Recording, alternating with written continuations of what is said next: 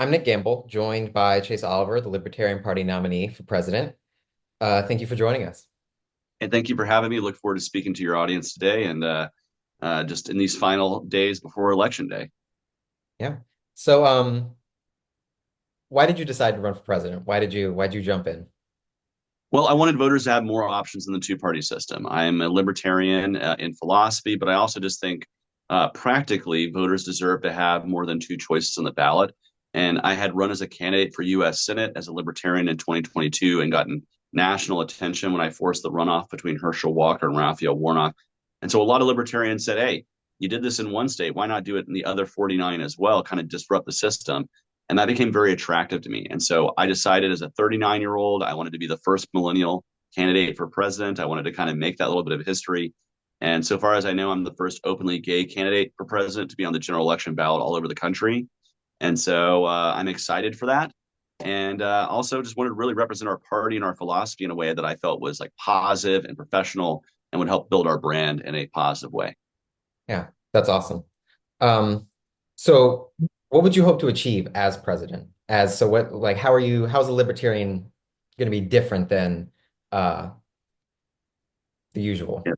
Yeah, well, so if I were elected president, right, in that hypothetical, first and foremost, the entire philosophy of libertarianism is rooted on the idea of the non-aggression principle, which says that if you're not harming somebody, if you're not committing force, fraud, coercion, theft, or violence, or any of those things against other people, you should be left to your own devices because you're exercising non-aggression and self-governance. And so there should be no need for any other kind of government to regulate your life. And so with that, a libertarian being elected president would start scaling back much of what the federal government does, returning that back to the states, to localities, or to individuals, and really streamline what our federal government is doing and cutting a lot of spending. And so, but the first thing that I would do that would be different than my opponents is I would pardon Julian Assange, Edward Snowden, Leonard Peltier, and Ross Ulbricht the second I take the oath of office. Would be the first thing I did, even before I gave a fancy speech talking about what I want to do, right?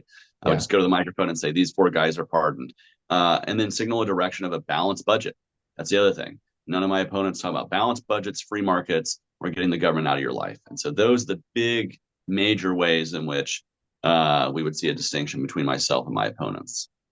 Yeah. I know Trump has said several times, he's teased the pardon for Ross Ulbricht several times, and instead he pardoned Steve Bannon. Um, there are there are growing number of Americans who are dissatisfied with the two-party system.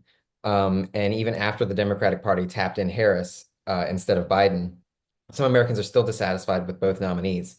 So how do you intend on cutting through the noise in the final days of the campaign?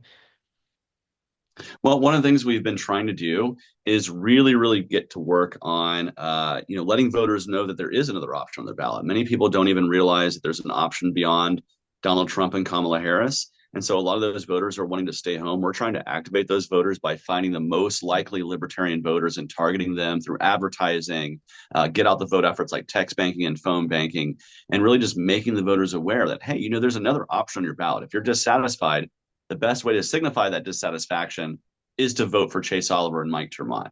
And especially in states where we're the only alternative option on the ballot, which there's a lot of those, where we're the only thing that's on the ballot other than Donald Trump and Kamala Harris. We really want to activate those independents to say, hey, you don't have to agree with Chase 100% of the time, but get out and vote for him. So both major party nominees have said the stakes in this election are incredibly high.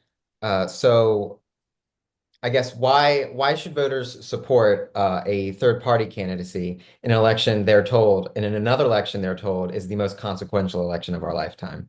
Well, first off, you're going to be told that line every 4 years from now. So if this is the first time you're hearing this is the most important election of your lifetime, please get used to hearing that every 4 years because, frankly, every election is consequential. But to say that this is the one that's going to change everything.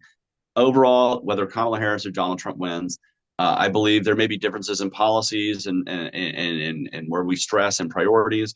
But overall, the United States will be much the same nation that it has been because we've been electing Republicans and Democrats for quite a long time. And so for me, this is about presenting a clear, bold solution. And what do I say to those especially if you live in a safe red or a safe blue state, a state that you know already pretty much who's going to win. If you don't live in like one of the seven that's getting $1 billion dropped into it in political ads right now, you can rest assured that your vote is better invested voting outside of the two-party system. If you live in California, instead of voting Democrat, vote libertarian to say, I'm dissatisfied with the fact that Democrats aren't anti war or pro immigration enough or stressing criminal justice reform. If you live in a safe red state like Texas, vote libertarian to say, the Republicans aren't doing enough for gun rights. They're not doing enough to open up new avenues for entrepreneurship or cutting taxes. Maybe you're a voter who's concerned about the environment, and you say neither of these parties are doing enough to stress, alternative energy like nuclear power. And so, whatever it is, we want voters to say, hey, you have an option outside of that, and I would wager it's better invested instead of a safe red or a safe blue state. Maybe make your party into a three-party state by investing in the Libertarian Party. And if you live in a swing state, your vote is most valuable. And if you don't feel satisfied with either one of them, voice that dissatisfaction because it's going to be heard loud and clear by one party or the other, whoever ends up losing and blaming me for the reason why they're losing. You know what? Be part of that and say, okay, if you want to blame, if Donald Trump doesn't win and they blame Chase Oliver for why he lost, you can say, well, maybe you should have spoken out more about gun rights. Maybe you shouldn't have talked about banning guns first and due process second. Or if Kamala Harris loses, you can say, you know what, Kamala Harris, maybe you shouldn't have run as America's top cop and you should have run as somebody who wants to reform the justice system instead. Or maybe talk more about Gaza next time.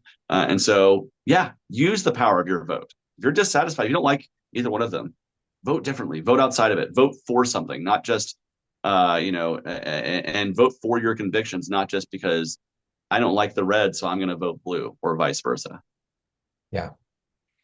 So finally, what advice would you give to young people looking to start a career in politics? Ooh, that's a really, really broad question. First off, get used to your entry point. I'm going to just be frank with you. You're not going to get paid a ton of money your first job in politics. You're going to have to do a lot of volunteer work, a lot of late nights, a lot of eating pizza and junk food. And I say this as a candidate who's running on a very limited budget. And so I have to do much of the same, right? So be prepared for that.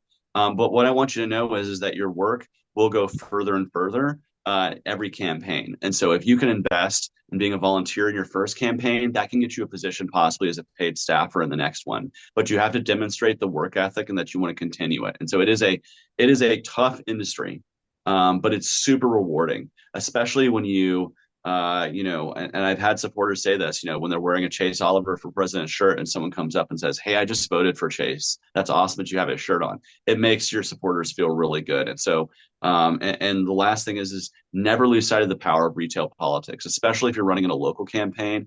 Knock on the doors, get to know your community, earn those endorsements of local organizations. And if you want to support a candidate that's running locally, be prepared to knock on those doors. Get a comfortable pair of shoes, get that clipboard in your hand, and go out and knock on the doors. Keyboard warriors do not win elections. I remember there was a congressional race 2 years ago where the guy who won had less than 1,000 Twitter followers, and the person he beat was had like 50,000 Twitter followers, but of course they were all not from the district. And so that person ran knowing the people in the district, and guess what? They won. And so get off of your keyboard, get out in the streets, and get to meet your voters. That's the most important thing I can say to anybody that's going to run for office. You do have to have a social media presence, of course, but especially, and the more local you run, the more important that message is. Get out and know your neighbors. Yeah. Thank you. Um, this is Chase Oliver, the Libertarian nominee for president. Thanks for joining us. Thank you very much. Peace, love, and liberty to you and everyone who sees this.